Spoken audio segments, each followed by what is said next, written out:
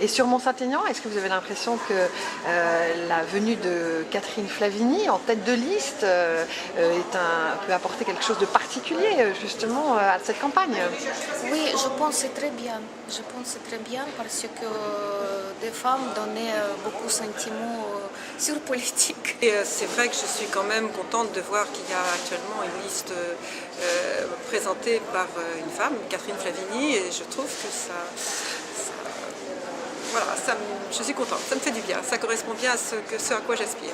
Bonjour. Bonjour. Donc, je voulais profiter de cette minute qui m'était accordée en cette journée de la femme pour soutenir justement toutes ces femmes qui aident Madame Flavigny dans la reconquête de Mont-Saint-Aignan.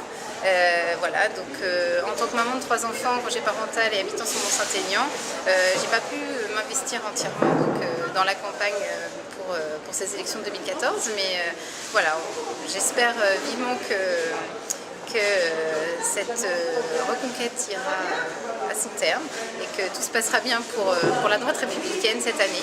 La femme que vous êtes a-t-elle un avis précis sur la campagne et le déroulement de cette campagne, sur Mont-Saint-Aignan en particulier? Oh oui, parce que ça fait quand même maintenant 30 ans que j'habite Mont-Saint-Aignan et compte tenu de mes implications en termes de gestion municipale, bien évidemment, je suis un peu sensible. Et si j'avais 35 ans de moins, je dirais l'attitude d'Albert Albertini me fait halluciner. Parce que vraiment cet homme qui en 2001 a abandonné Mont-Saint-Aignan au prétexte qu'il avait fait le tour de la question, ce qui peut se comprendre, mais en fait c'était pour d'autres objectifs qui étaient ceux de la mairie de Rouen, qu'il a gagné brillamment, mais ça n'a duré qu'un temps. Et là actuellement, alors qu'il s'est pendant quelque temps posé chantre de l'équilibre et de l'union entre l'UMP et l'UDI, il vient s'incruster à Mont-Saint-Aignan. Dans quel but? Il n'habite pas Mont-Saint-Aignan, il a plus de 70 ans, ce qui était pour lui le seuil au-delà duquel il fallait très sagement se retirer.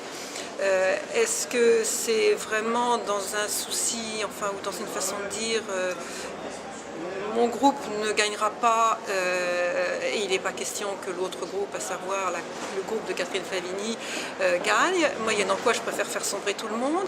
Je trouve ça très triste, très étonnant et quelque part très révoltant.